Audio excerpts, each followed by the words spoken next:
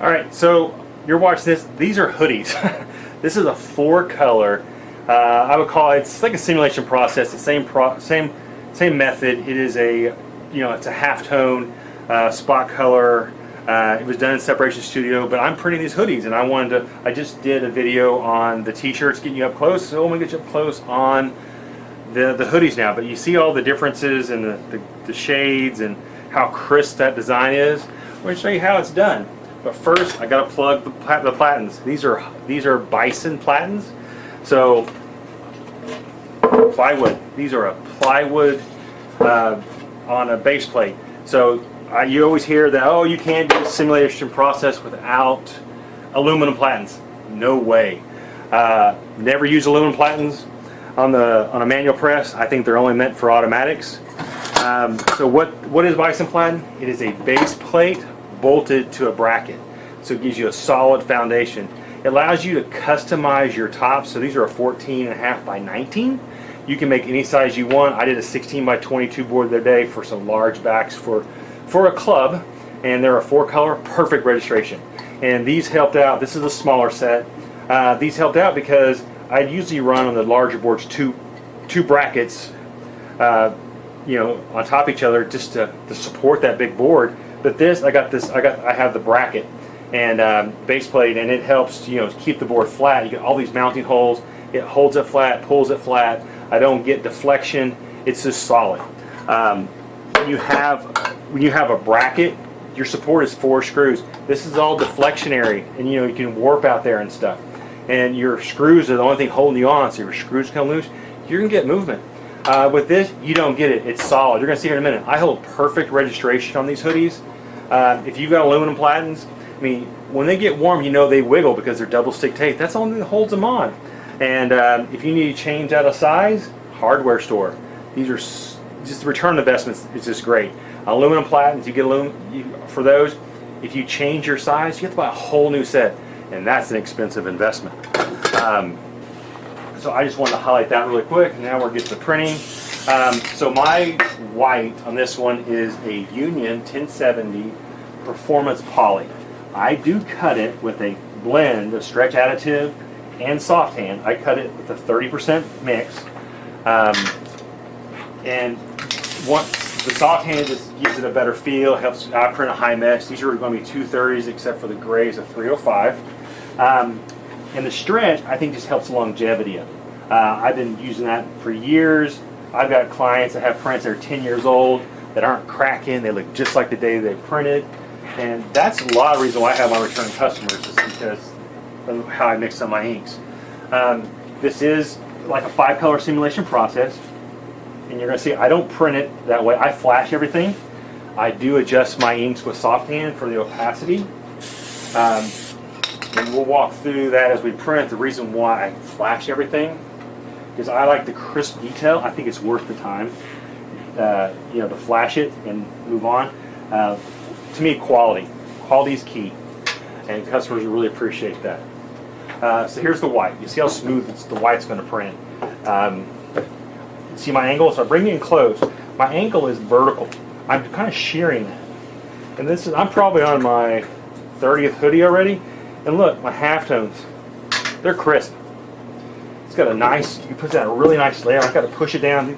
Hoodies are spongy. They're porous. You got to get in there. And for the base, you see all the halftones. And there's none of that shadowing. You don't get any shadowing. And a lot of that contributes to your base. I don't have any deflection in these platens. And it's just crisp. And I have a temperature control flash dryer. It is 575, and I'm just moving on. Got to keep it going because these are heat sponges. And these go pretty quick, and I do hoodies 1 round at a time because of the heat issue with them. I think that's the culprit that a lot of people fight, is the heat. But you can see in the second one, hitting it twice. Look at that white. It's nice white. Love my halftones. My dots are sharp, and I don't have any of that weird shadowing.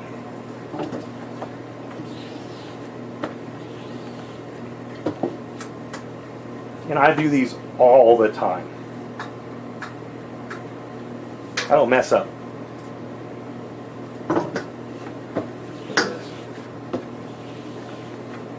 So the gray I have, it's on a 305 mesh. I think that's next up. I've reduced it with soft hand 40% for opacity reasons. The reason why is you print on the garment over halftones, over solids. I get different tonals, and that really helps, you know, bring those differences out. And with the blowing agents in it, it's really going to make a difference when it goes to the dryer too. It already looks like it should, but it's going to even improve as it goes to the dryer, and you get that little blowing agent in some of those areas. It's going to really differentiate those. So you do wet on wet. What happens here to what you're putting on the garment? It's going to weaken that layer, the ink layer. And I just like that, not have a nice solid layer of ink. And and your tones blur out. Your halftones get blurry. I don't like that. And here in a minute you'll see the blue. The blue is a large area. You get that pucker. So you get that ink pucker, and even at a 230 mesh, you're still going to get that splotchy ink, and you lose your detail because you're blurring out. So here's the blue.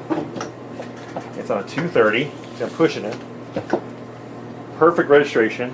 But see all this detail? If I just hit this wet on wet, you lose all that detail. It would blur out and get muddy with the next screen. So that's one reason. And this way it captures it, gives me a nice smooth ink layer. Don't have to worry about it. Look at my registration on a hoodie.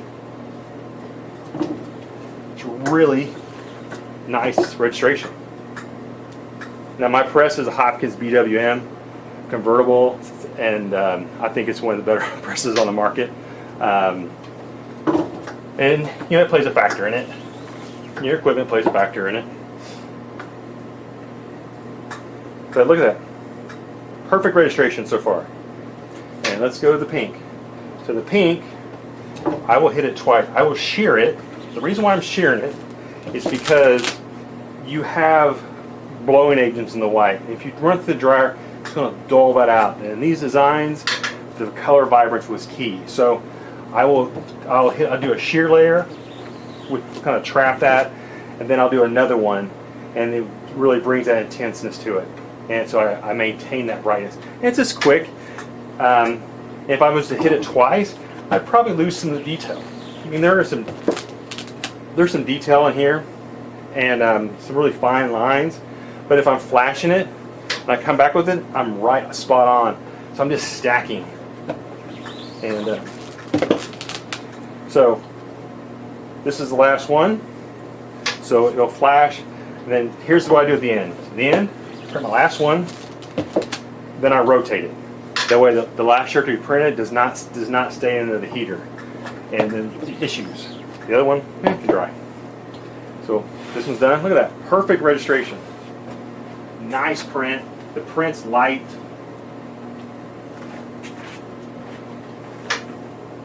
But yeah, I wanted to show you. This is up close. This is how it's done. And all these tones, like you can see, all the definition looks really good. But yeah, check out these Bison Platens, and I hope this was helpful. Thanks.